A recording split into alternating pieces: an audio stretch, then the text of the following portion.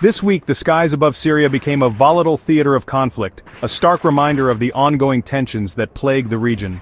The atmosphere was thick with anticipation and dread as military aircraft patrolled the airspace, casting long shadows over a land already weary from years of turmoil. The tension reached a boiling point as Israel initiated a series of intense airstrikes, the most aggressive in recent memory. The targets were strategically chosen, and the impact was immediate and devastating. The heart of the Syrian government, Damascus, was directly in the line of fire. The capital city, a symbol of Syrian power and resilience, found itself under siege, its skyline punctuated by the fiery bursts of explosions. The strikes extended beyond the capital, reaching as far south as the province of Swida, a region known for its diverse population and strategic importance. The Syrian countryside, once a haven of tranquility, was now scarred by the ravages of war. Among the key targets was the Syrian Defense Ministry, a critical nerve center for the country's military operations. The attack on this vital installation sent shockwaves through the Syrian government and military establishment. Beyond the Defense Ministry, a network of key military sites across the country were targeted, crippling Syria's ability to respond and defend its territory. These strategic strikes aimed to weaken the Syrian regime's military capabilities and disrupt its control over the region. Israel justified its actions by claiming its campaign was aimed at protecting the Druze minority, a vulnerable community with deep-rooted ties to Israel. The Druze, caught in the crossfire of regional conflicts, have long sought protection and support from their allies. This group shares a unique bond with Israel, often maintaining close ties and cross-border relationships that transcend political boundaries. The protection of the Druze community has become a central tenet of Israel's strategic calculations in the region. Amidst the aerial bombardments, Syrian government forces engaged in fierce clashes with armed Druze groups on the ground, further destabilizing the region and exacerbating the humanitarian crisis. The clashes underscored the complex web of alliances and rivalries that define the Syrian conflict. The escalating violence plunged countless civilians into a state of utter chaos, forcing families to flee their homes in search of safety and security. The streets of Syrian cities became scenes of desperation and fear as people scrambled to escape the relentless onslaught. What initially began as localized unrest fueled by long-standing grievances and simmering tensions quickly spiraled into a full-blown regional crisis, threatening to engulf the entire Middle East in a wider conflagration. The delicate balance of power in the region teetered on the brink as tensions reached unprecedented levels. The escalating conflict drew immediate international attention, with world leaders and diplomats scrambling to find a solution to the crisis. The eyes of the world were fixed on Syria as the situation threatened to destabilize the entire region.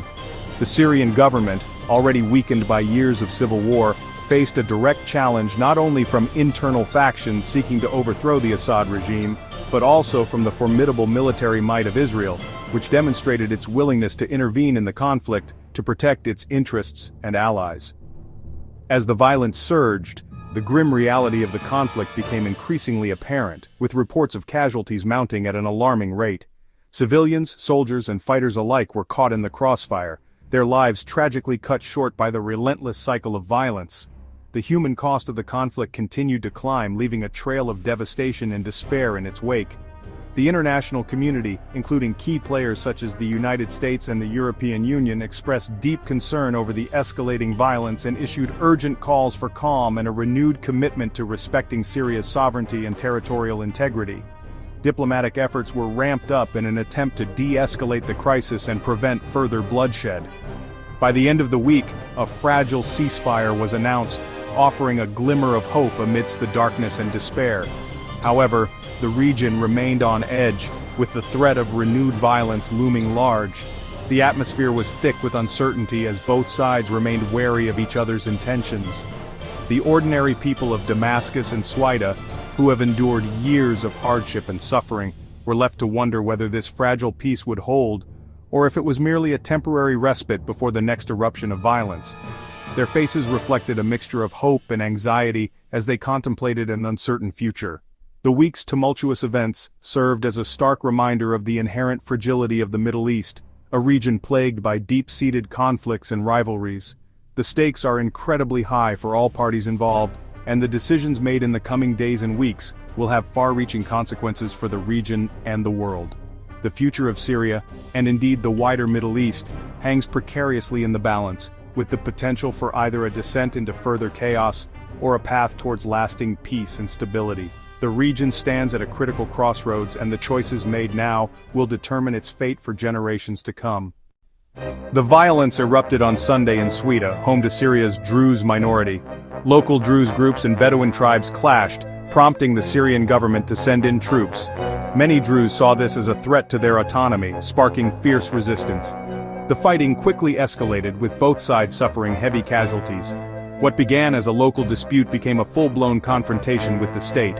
The government's intervention united Druze factions against it, transforming the conflict. By nightfall, battle lines were drawn and the region was plunged into chaos. The world began to take notice as the violence threatened to spiral out of control.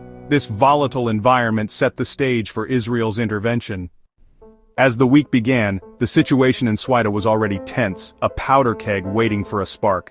The early days of the week saw a gradual but unmistakable escalation of violence, a prelude to the storm that was about to break. Each tick of the clock seemed to bring the region closer to the brink. Fighting in Syria intensified, transforming neighborhoods into battlegrounds. The sounds of gunfire and explosions echoed through the streets, a constant reminder of the escalating conflict. Buildings were reduced to rubble and smoke billowed into the sky, painting a grim picture of the devastation. The Syrian army, seeking to regain control, pushed in with tanks and heavy weapons, unleashing a wave of firepower. Armored vehicles rumbled through the streets and artillery shells rained down on the city, adding to the destruction and chaos. The government's resolve to crush the uprising was clear, but Druze fighters, determined to defend their homes and families, mounted a determined defense. Armed with whatever weapons they could find, they formed local militias and engaged the Syrian army in fierce street battles. Their courage and resilience surprised many observers. A fragile ceasefire, brokered just days before, collapsed under the weight of renewed violence.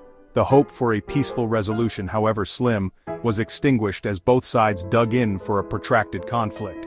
And with the ceasefire's failure, hopes for peace faded, replaced by a growing sense of despair.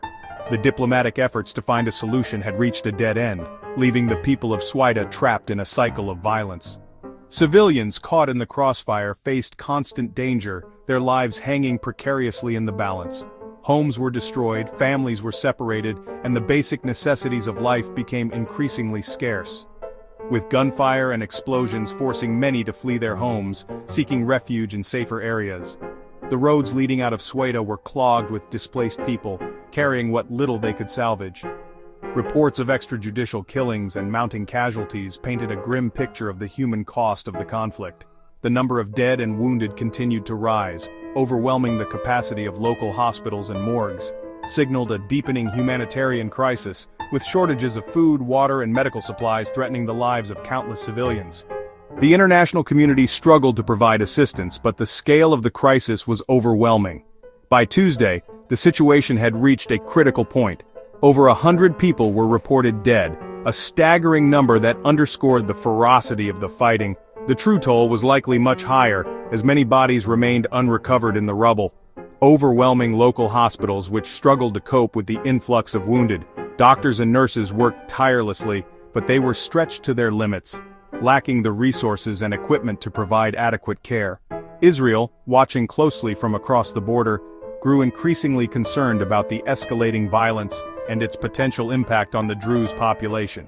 Issued warnings to Syria to withdraw from Druze areas, signaling a growing impatience with the Syrian government's actions. These warnings were a clear indication that Israel was prepared to take action if its concerns were not addressed.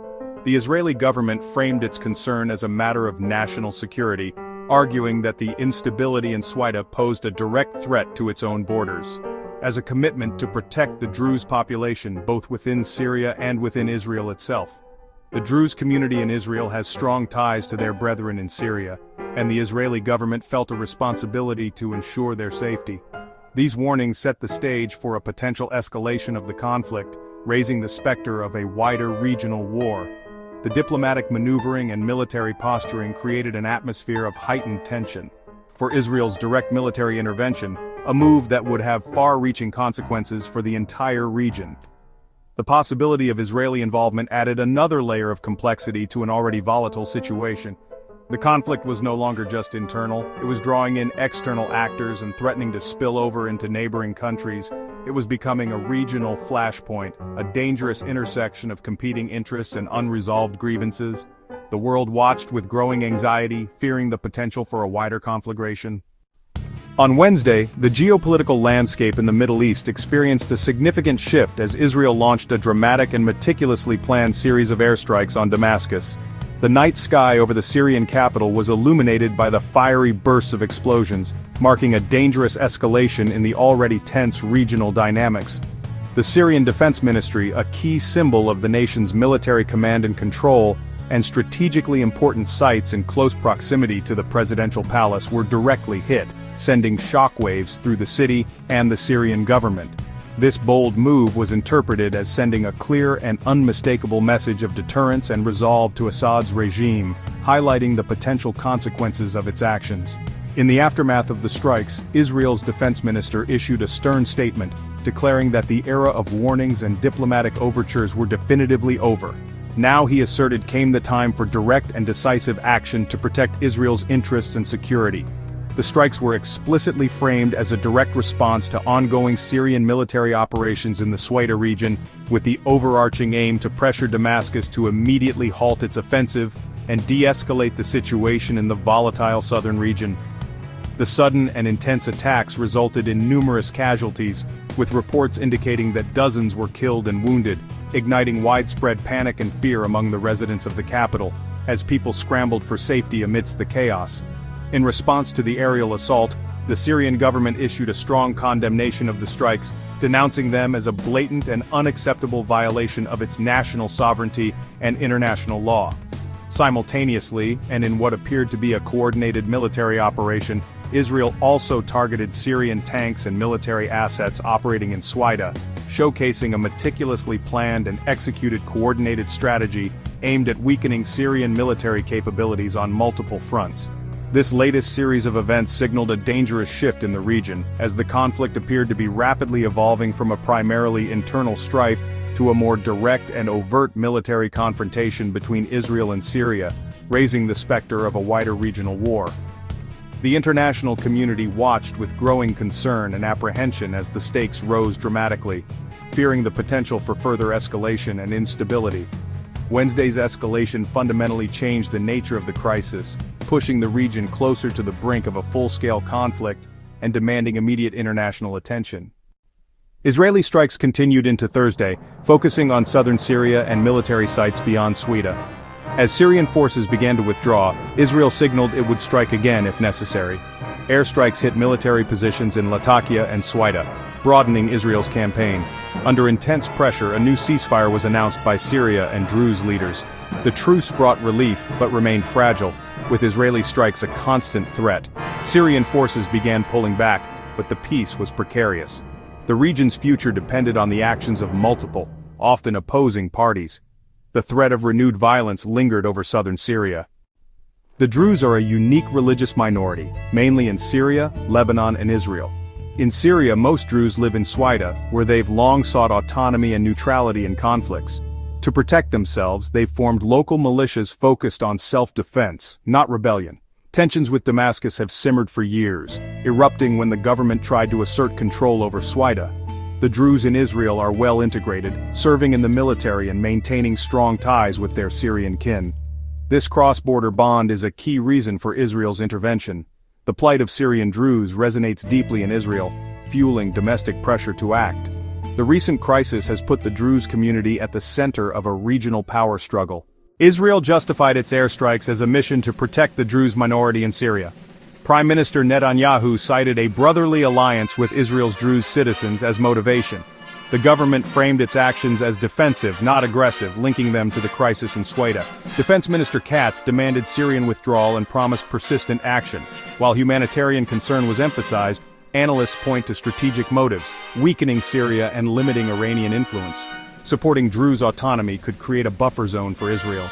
The intervention served both humanitarian and geopolitical goals. Israel's strikes on Damascus drew immediate concern from world leaders. The U.S., while allied with Israel, expressed unease and did not support the attacks. The European Union called for respect for Syria's sovereignty and urged de-escalation.